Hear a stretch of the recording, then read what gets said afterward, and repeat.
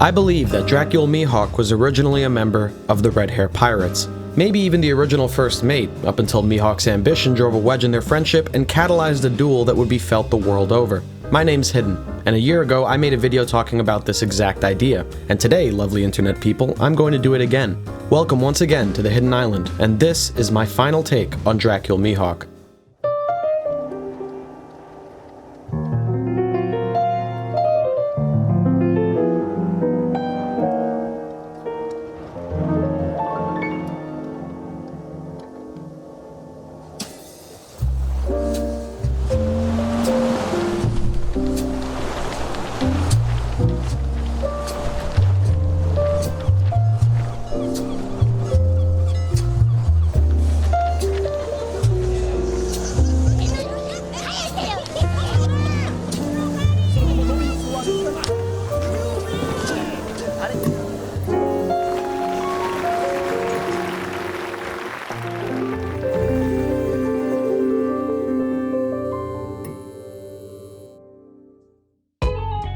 Man oh man, who doesn't love a good rivalry? Goku and Vegeta, Naruto and Sasuke, Sakuragi and Rukawa, Musashi and Kojiro, Onision and Chris Hansen. The list goes on and on. Whether it's the classic optimistic protag and his best friend with an attitude, or two uncontested badasses who have finally met their match, rivalries are a core part of any shonen manga. They drive the plot forward, give characters motivation, and force the reader to pick a team. Competition is a really good way to make a plot interesting very quickly. It's the reason tournament arcs are a staple of the genre, and rivals create this competition in spades because oftentimes they're also paired with an emotional investment, which then vicariously transfers over to us, the reader. In other words, it's a tried and true formula for some primo shit. And so I want to take the opportunity today to theorize about and highlight one of the most important rivalries in One Piece, a tumultuous past that has very likely laid the foundation on which our number 1 and 2 Straw Hats currently stand, changing the trajectory of their lives forever.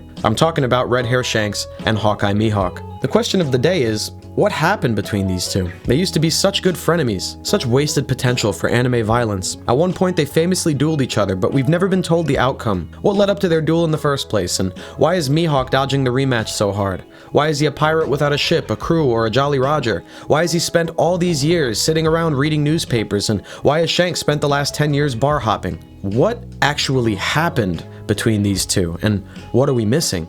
Well, apparently they used to be great rivals, but not anymore. Mihawk claims that Shanks' missing arm is the reason he's lost interest in dueling him, and on the surface this appears to imply that Shanks can't fight at his full strength anymore, and thus he's no longer a worthy rival. Today I'm going to explain why that's not the case, and why Shanks sacrificing his arm actually means something else entirely. Mihawk can see through this shit, guys. If he couldn't take his arm, no one else could. The rest of the world seems to fear him even more now that the arm is gone. See, it doesn't mean that he's become weaker and can't compete. No. I think it's the opposite. I think the giving of the arm means that he's found a greater rival than Mihawk. Not to speak to his strength, I just don't think Mihawk is after the One Piece. He, presumably, like Zoro, wanted to be the greatest swordsman. That mission's been accomplished for quite a while, and he hasn't gone looking. Shanks, however, presumably wants to find the One Piece.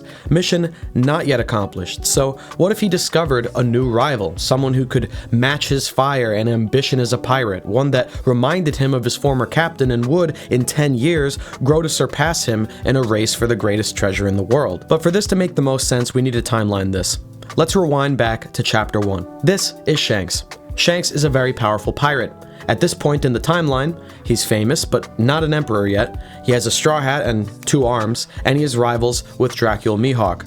This info is going to be important when we have to consider the relationship these two held at the time. We now know when in the timeline Shanks achieved his Yonko status, which was 6 years ago. Chapter 1 takes place 12 years before the present day, meaning 6 years before Shanks became an emperor. Film Red also gave us a canon bit of information where it's revealed that 12 years ago, the Shanks we see in Chapter 1 at the time had a bounty of 1,040,000,000 berries. And we know that Mihawk stopped being Shanks' rival at this point in his career because it's just after this point that Shanks loses his arm. Why is all this important?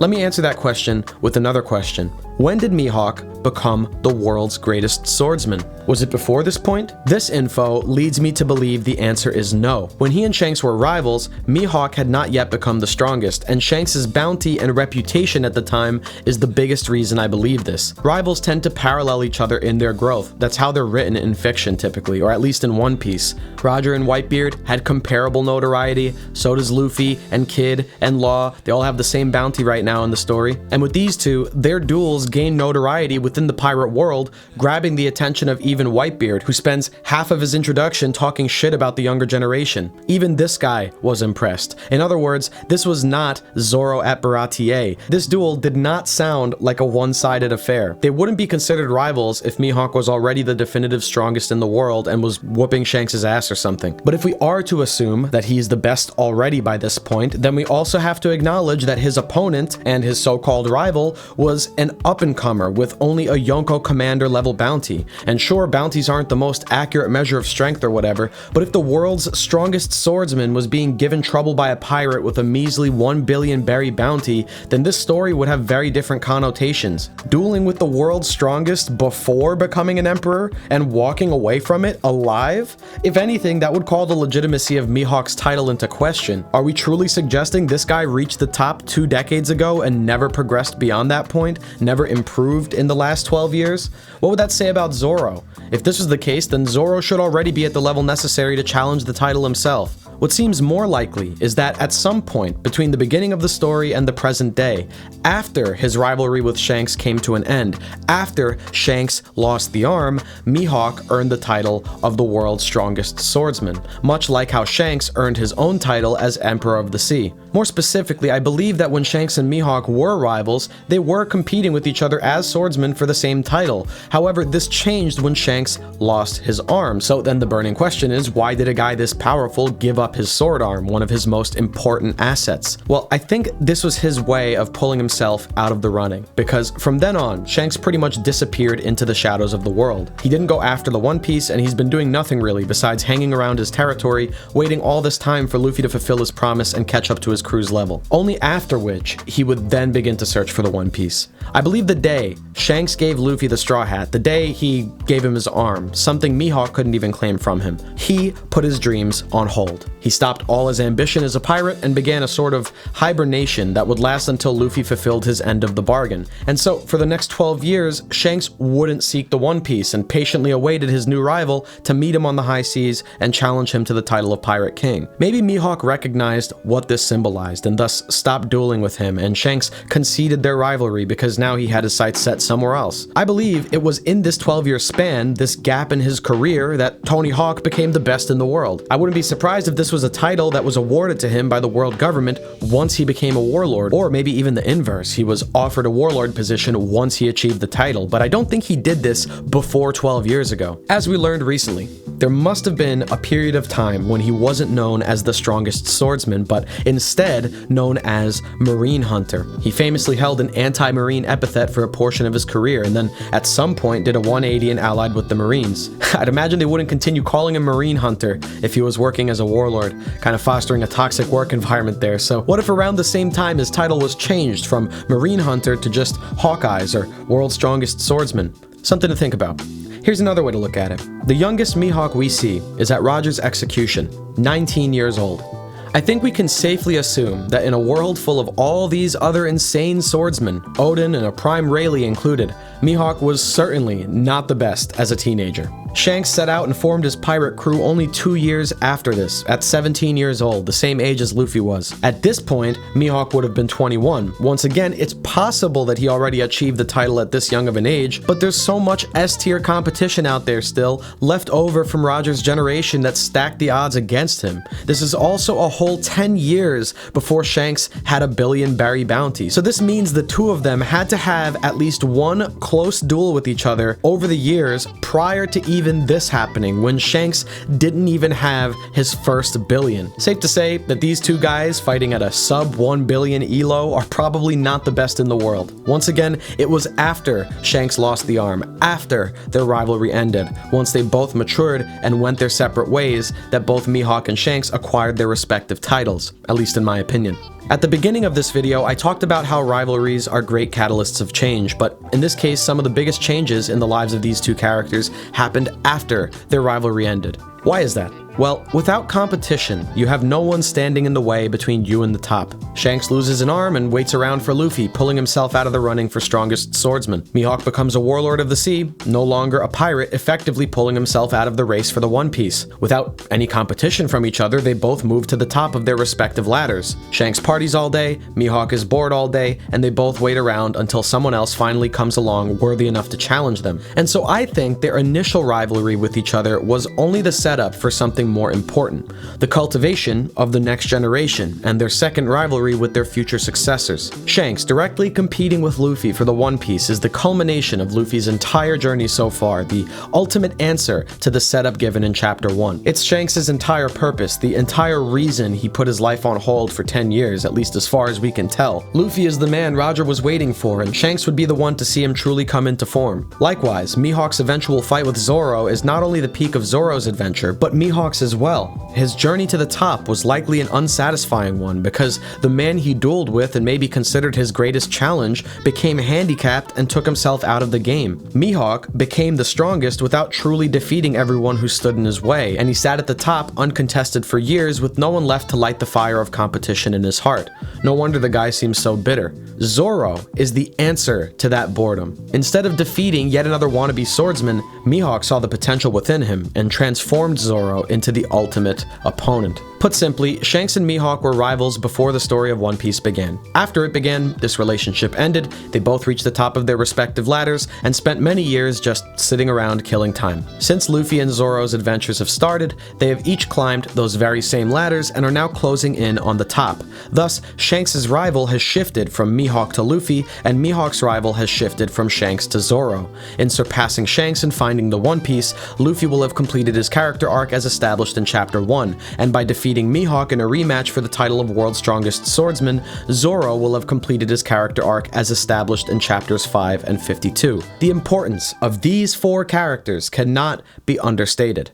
Their connections lie at the very core of One Piece, and although the progression of their plot lines in relation to each other has moved along very mind-numbingly slowly, every time it does move, that is when One Piece is at its best. Luffy is the spitting image of Shanks in a lot of ways, the perfect rival. His values and ideals as a pirate were taught to him by this man. If there's any pirate in the story that Luffy is modeling himself after, it's not Gold Roger, although the comparisons are there. It's actually Shanks. Luffy's goal is to surpass him, first and foremost, before Roger. That's the promise that was made in Chapter 1. Their crews possess a lot of similarities, which I'll go over later, and they themselves visually share a lot in common. Luffy and Shanks are both regular-sized dudes with mid-length hair, walking around in shorts and sandals. They both wore the same hat, both have scars on their left eye, both have heavy associations with the color red, and both love to have parties. Onigashima Luffy was a direct visual callback to Shanks in Chapter 1 as a way to show how far Luffy has come, and lo and behold, at the time, Luffy had roughly the same bounty that Shanks had back then, in the 1 billion range. Maybe this means the Beast Pirates are really just cracked out mountain bandits. Maybe Kaido is actually Higuma's long-lost apprentice. Oda, you fucking genius. Sorry about that, don't know what came over me. Anyway, in the same way that Luffy has a lot of resemblance to Shanks, Zoro shares a lot in common with Mihawk. They both have a cold demeanor, proclivity for drinking, and a tendency to nap. Their visual inspirations both come from Oda's one-shot, Monsters. They both share visual associations with the dead, Zoro with the Grim Reaper and demons, and Mihawk with vampires. They both strive to be the greatest swordsman, and while Mihawk currently holds the title Zoro wants, we've more recently learned that Mihawk once shared a very similar title to the one Zoro currently has. He was known as Marine Hunter, much like Zoro's Pirate Hunter, which is even more fun in Japanese actually, because marine and pirate both start with the same word particle, kai, meaning ocean, becoming kaigun and kaizoku respectively. And so Mihawk was the kaigun gari, while Zoro was the kaizoku gari. Mihawk went from hunting marines to fighting alongside them, like how Zoro went from hunting pirates to becoming one himself. But where it truly gets interesting is when we start making the connections between Mihawk and Shanks. If we have this many connections between these two and their respective successors, and if their successors have a direct connection to one another, wouldn't it make sense to look at the other end and hypothesize about the nature of this relationship as well? For one thing, apart from their rivalry, these two are a lot alike. They both share the same birthday, are almost the exact same height, fight with a sword, have a badass eye-related thing, and lack devil fruit powers. I can only imagine a fight between them would involve a lot of staring, a lot of haki, and a lot of cutting. They both had a parallel moment with their successors, wherein Luffy and Zoro both made a tearful declaration that they would surpass them, and Shanks and Mihawk both declared in response that they'd await them at the top. Shanks gives Luffy a hat as a reminder of their promise, Mihawk leaves Zoro with the scar, and then the both of them wait. Even now in the story, Mihawk is part of a Yonko crew, and despite not being the official captain, he has the highest bounty and is likely the strongest person in his respective group, which in my book makes him the same tier of pirate as Shanks, even if it's not in title. If I haven't made it clear enough already, there's a lot of comparing we can do between these two. So with all these connections, a fun idea couldn't help but cross my mind a little over a year ago. A theory about the true nature of Mihawk and Shanks' history and prior relationship. A theory that attempted to answer the question of why Mihawk seemed to lack a crew, a ship, and a Jolly Roger of his own. The answer, I believed, was simple. Mihawk was never the captain of his own crew, but instead was part of someone else's, that before he became a warlord, Dracule Mihawk was part of the Red Hair Pirates. This theory in my video faced some objections back then, so I'm going to use this opportunity with all this context established to re-explain why my opinion on this theory has not changed. It goes something like this. Once upon a time, Marine Hunter Mihawk became a part of the Red Hair Pirates. Although Shanks had his own goals, Mihawk had the ambition of becoming the world's greatest swordsman, much like Zoro does today. Mihawk and his captain did not agree on a lot of things, eventually creating a rift between himself and the Red Hair crew. Little by little, Mihawk becomes inclined to leave. Eventually, he becomes such a good swordsman that not many people stood in the way between him and the top, but Shanks, his captain, was also a swordsman, a sword main, if you will. And so Mihawk's very own captain was the only person left in the way of his goal, and when faced with the choice of either his own ambition or his captain's, in an opposite fashion to Zoro, he chose his own. Mihawk and Shanks have a famous duel, one tragically between captain and first mate that is spoken of across the sea.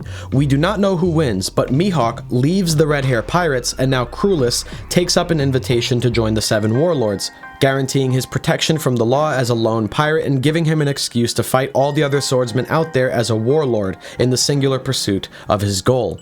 And why not trust him? He just fought his own captain. Shanks meets Luffy, gives him the hat, and 10 years later, Luffy and Zoro run into Mihawk at Baratie, introducing us to his character for the very first time. With that established, these are the most common objections I've received in response to this idea. There's no way Mihawk would be subordinate to Shanks. He's older than him and was more famous than him back then. Shanks became famous by fighting Mihawk, not the other way around. This is one of the most common objections, and I'm not sure why. The first half doesn't really matter, and the second half is just flat out fanfiction. Zoro is older than Luffy. Ben Beckman is way older than Shanks. Ray Lee was even a year older than Roger. If anything, the precedent set supports the age gap here. There's no rule that says older pirates don't answer to younger pirates. Almost every single person on Luffy's crew is older than Luffy. What about fame? Well, Jinbei was famous for decades before he met Luffy. He was the captain of his very own crew at one point. And wasn't Zoro already famous before Luffy met him? He heard about Zoro in passing before they met. In fact, if it weren't for his fame as the pirate hunter, Luffy probably wouldn't have stumbled into him in the first place. I wouldn't be surprised if Mihawk's fame as the marine hunter had similar results. Mihawk doesn't trust people. He's a lone wolf. He doesn't need a crew. Well, first off, that's just not true, or at least incredibly unlikely. Mihawk has to have been part of or captain of a crew at some point. You're telling me this guy booked it across the Grand Line solo since he was a kid with no crew at all? That would probably make him the all-time greatest pirate. Not even Gold D. Roger or Whitebeard or Rocks or Luffy or any of the other greats could do that. None. A big lesson of the story is teamwork makes the dream work. The Grand Line is serious business, and until Mihawk became strong enough to become the best, there's no way he could do it completely alone. And sure, he's a lone wolf now, he doesn't trust people, but that's typically a position you take after learning from experience. If he doesn't trust people, we should be stopping to ask ourselves, why?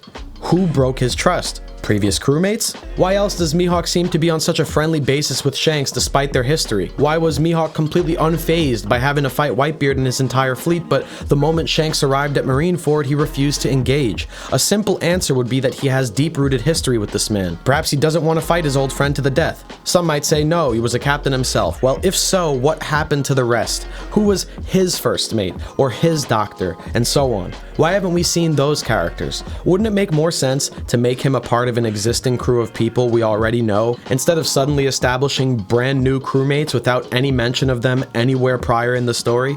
Would explain his lack of a Jolly Roger, would explain his lack of a ship and crewmates too, because they never existed. Maybe the simpler answer is better here. Ben Beckman is already Shanks' first mate. That's fair. The interesting thing is, though, Luffy and Zoro met first, and Roger and Rayleigh met first. Those two pairings formed the starting core members of their respective crews. But although Beckman is the first mate, Shanks' first crewmate didn't seem to be Beckman. It was Yasopp.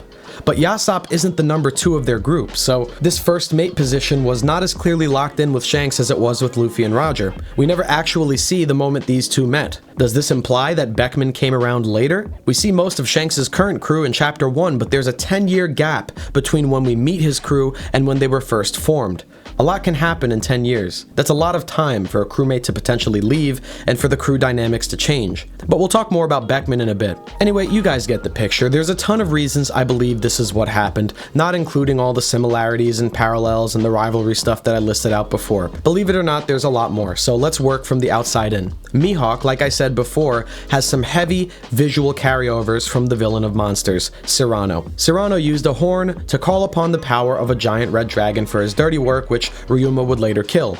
If we can trace his inspirations to Mihawk, and if Mihawk were at one point the right hand to Shanks, then what a coincidence that the figurehead of their ship is a red dragon.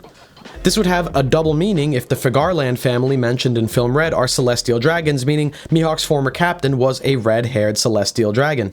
Another thing to point to since we're talking about his ship is its inspiration. Shanks is now officially confirmed to have deep ties with Elbaf, meaning that the Red Force is most certainly inspired by the Nordic Drakkar ships from the real-world Viking Age. So what else in Nordic society does Shanks pull from? One thing the Vikings were very famous for is falconry, the act of training birds of prey such as falcons, hawks, and ravens to hunt small animals. Ravens don't listen to humans very well, but hawks and falcons do, making them the most common to train. The Vikings were largely responsible for the popularization and spread of this practice in Europe. It was core to their culture. They believed a giant divine eagle was perched atop the world tree, and their chief god, Odin, was said to have ravens as pets. Training birds were a very real part of Viking society, and one of the most prized and expensive possessions one could own back then was a hunting falcon. Now this is where it gets a bit crazy. Falconers usually use their non-dominant arm to hold their birds. Their main hand needs to be reserved for the important stuff like their weapon or their horse's reins, so their hawks would typically perch on the offhand. Well, Shanks was originally a lefty and had to switch to using his right when he lost his arm. See where this is going? If Shanks is left-handed, then his right arm would be his falconry arm, meaning the right arm is the arm on which his bird sits. And so we have Mihawk, Shanks's right-hand man, who eventually leaves the crew and begins a rivalry and all that. And Mihawk presumably wanted to best Shanks in a test of swordsmanship, but then, Shanks sacrifices his left arm, his sword arm, for Luffy's sake. Now that he only has one arm and the rivalry has ended, his falconry arm has become his sword arm,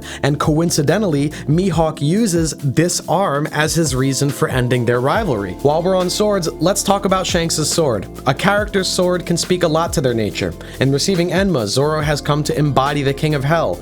Roger's sword was named after his own son. Mihawk's sword is just called Knight, which is very fitting for his aesthetic. Friggin' edgelord. And then there's Shanks' sword, Griffin. A griffin is a mythical creature said to be half eagle and half lion. So once again, bird of prey symbolism showing up in his sword's inspiration. But what about the lion half? What kind of reach do I have to make for that one? In Vivre card number 17, Oda said that Shanks' animal resemblance is a lion. Luffy, Shanks' successor, rides around in a ship with a giant lion on the front of it. So if he represents the lion, then maybe Shanks and Mihawk make up the two halves of the metaphorical griffin. Bit of a reach, but you never know. Another supporting detail is the current framework of the Red Hair Pirates. Luffy was inspired by this crew specifically. Out of all the crews in One Piece, if I had to guess a single one that would be the closest in resemblance to the Straw Hat Pirates, I would probably say it's the Red Hair Pirates, but when we match the two crews against each other, we'll find that there's a slight imbalance. Aside from himself, Luffy has 4 main crew members that started this adventure with him: Zoro, Sanji, Nami, and Usopp. Shanks seems to only have 3: Beckman, Lucky Roo, and Yasopp. If hypothetically, the two crews were to meet and fight over the One Piece or something, what would the matchups be? The obvious choices are Luffy and Shanks, Zoro and Beckman, Usopp and Yasopp, but what's left is presumably Lucky Roo and Sanji, which is less obvious of a pairing, and Nami is left hanging in the wind. So allow me to suggest a potential set of pairings that makes a lot more sense, keeping this theory in mind. Shanks versus Luffy, Mihawk versus Zoro, Beckman versus Sanji, Roo versus Nami, and Usopp versus Yasopp. The first 2 pairings are obvious, and so is the Yasopp one, but I believe that while Beckman is currently the first mate, he stacks lower on the totem pole than Mihawk here. This makes him the number 3 in this crew battle, and pitting him against Sanji makes a ton more sense to me. Beckman is the resident cool guy of the crew. He's suave, he's a chain smoker, and believe it or not, it was revealed in volume 4 billion that Ben Beckman is in fact a playboy and a womanizer. Imagine for a second how a playboy like Beckman would react to meeting these 2 fucking goddesses over here. And imagine now how angry Sanji would be in response to this. That is a match made in hell, my friends. Not only that, but Ben Beckman is a gunslinger. What a coincidence that in the conceptual stages of One Piece, what looks like an early version of Sanji was also meant to be a gunslinging cowboy type character. And what an even greater coincidence that one of Beckman's most famous moments is pointing a gun at Kizaru, a man themed around the color yellow who can kick really fast, the same dude commonly thought to be Sanji's ultimate matchup in the Marines. Then there's Lucky Roo and Nami, which kind of makes sense. They're both big and round. They're both carryover designs from Romance Dawn. The Lucky moniker could play off of Nami's obsession with money. Plus, in that sense, they're both greedy but in different ways, one with food and the other with berries, which are an unfortunate name for your currency when you're trying to make this specific distinction. Speaking of berries, despite the world government giving Mihawk a higher bounty than his own captain, they didn't give him a higher bounty than Shanks. Shanks is around 4 billion. Mihawk is around 3.5. Assuming the rest of Shanks' crew isn't made up of guys with 3+ billion apiece, I can't imagine any of theirs being as high as Mihawk's. Beckman maybe hits 3 bill or something, but anything beyond there is quite high. We're talking the same number as Luffy, Kid, and Law right now. If I slotted Mihawk in the Red Hair Pirates, I'd feel pretty safe, assuming his to be the highest bounty on the crew, second only to Shanks himself. And in this case, the former first mate dynamic still holds up. Anyway, as you can see, if Mihawk were to somehow be reunited in a fight with his old crewmates, the 5v5 dynamic between Luffy's main squad and Shanks' main squad would be ideal. It would truly feel like Luffy living up to the "I'll gather a crew even better than yours" comment. Plus, this would be a perfect situation for Oda to resolve many major plot lines at once. They would all converge here. Luffy and Shanks, Zoro and Mihawk, Usopp and Yasopp would all be reuniting at the same time in the same place. The tension in the air, my friends, will be so fucking palpable, you'll be able to reach in and grab it off the page. And where will this showdown of titans occur? Where else but Elbaf, the land of giants? Pretty fair assumption, especially now. The greater question here is how? Now that the Cross Guild is established, how is it that Mihawk will end up back on the Red Hair Pirates? And the answer, in my opinion, is incredibly simple. A Davy back fight. It's become a popular theory for the Davy Back fight to be the means by which Luffy and Shanks compete for the One Piece. After all, they're not enemies, they don't want to kill each other. They'd opt for a more friendly but still serious means of competition, if anything. And I think it'll be a Davy Back fight over the last road poneglyph. There's also the idea that it will be over the Straw Hat, but I think in this case a poneglyph makes more sense. Why? Well, the poneglyphs being at stake could potentially attract a third party looking to catch up to finding the One Piece, and who else but the newly established Cross Guild, which Mihawk is currently a part of, and Buggy, Shanks' former crewmate, captains. These guys and their carnival aesthetic are a perfect fit for a Davy Back fight, and Buggy, being an opportunist, would absolutely want to take part. But here's the kicker. Remember, throughout the rounds of the competition, you are allowed to wager crewmates, and if you lose the round, your crewmate must swap crews. Buggy, being a fucking idiot, will almost definitely overplay his hand and lose Mihawk to the Red Hair Pirates. If such a thing happened, all Oda would need to write is a single line to connect all the dots together in an instant. Good to have you back, Hawkeyes. And suddenly, everything would become clear. Mihawk is back on their crew, even if only temporarily, and faces off against the Straw Hats alongside his former captain and crew. Don't believe this is gonna happen? That's fine. But before you come to that conclusion, take a look at this. Recently, we got a look at the Red Hair Pirates and their various associate crews stationed at Elbaf. In one panel, we catch a glimpse of a docked ship with a fox as its figurehead, and soon after this, we see a character running up and hugging Big Bro Shanks, and curiously enough, Oda chose to obscure his face.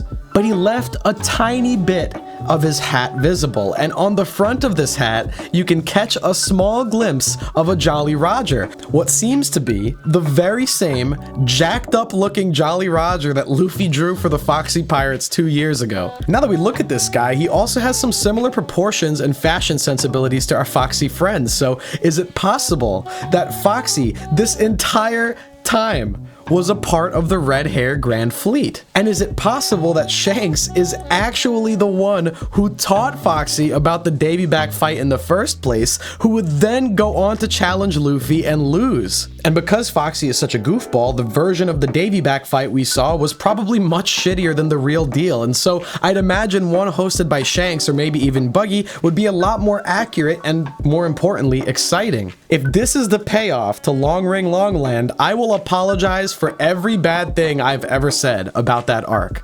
Okay, now regardless of whether or not you believe in all that contextual evidence, let's wrap up this video by scaling things back down and just taking a look at Zoro for a second. A fairly recurrent underlying theme with Zoro is the notion that he would leave the crew if Luffy gave him a good reason to doubt his leadership. When they first meet, Zoro tells Luffy that if he gets in the way of his dream, he'll cut him down. In Water 7, Zoro took the notion of leaving the crew very seriously and threatened to do so himself if Luffy were to have displayed bad leadership. More than one Straw Hat has already left and rejoined at various points in the story, showing us that not even the protagonists are safe from crew restructurings. But when we arrive at Thriller Bark, something changes with Zoro's character. With everything on the line, Zoro offers his life to Kuma, essentially sacrificing his dream so that Luffy can be spared. No longer is Zoro putting his goal before his captain's. This comes up a second time in Sabaody, where Zoro is the first one to get telesmacked by Kuma in defense of the others, and a third time when we arrive at the time skip where Zoro bows to Mihawk, the person he made it his life's goal to defeat, and asks for his mentorship. Why? To become strong enough to support Luffy. Zoro went from prioritizing his own personal goal to prioritizing the goals of his captain and crewmates. He is willing to sacrifice his pride and ambition for the sake of his friend. And when Mihawk realizes this, he goes from dismissing Zoro as a worthless fool to breaking character completely and having a hearty laugh for the first time in the entire story, at which point he acknowledges him and agrees to take him in. And so I can't help but wonder, why the laugh?